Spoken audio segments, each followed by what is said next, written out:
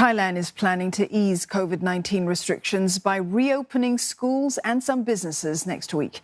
But it will depend on the severity of the outbreak in each region. Now, the move comes as the country reports more than 800 new cases, as Saksith Sayasombat reports.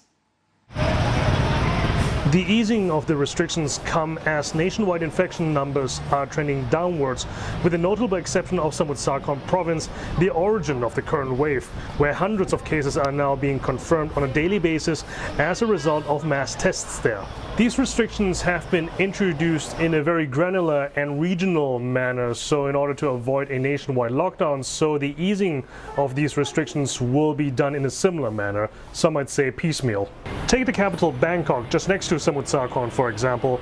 Bars will remain closed, dining times in restaurants are now extended to 11 p.m, but still can't serve any alcohol, and sports competitions will be held behind closed doors. And then the further away you go from Samut Sakhon, the more relaxed the rules will be.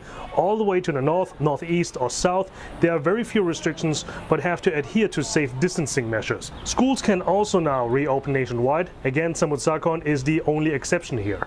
Meanwhile, the government has admitted that the first COVID-19 vaccines will not be given on February the 14th as previously promised. Public Health Minister Anutin Chanvirakul blames the delay in the shipment of the first batches of the AstraZeneca vaccine due to a dispute with the European Union and the threat of export restrictions out of the European bloc. He's still confident that it will arrive sometime in February so that the inoculation of at least half of the population until the end of the year can finally start.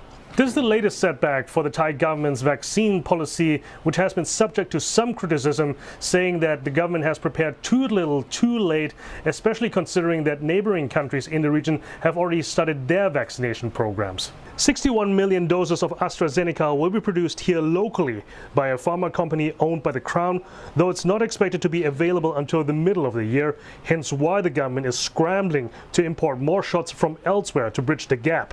But amidst supply problems in other parts of the world, these delays have a ripple effect all the way to Thailand here as well. Saksith Sayasombat, CNA Bangkok.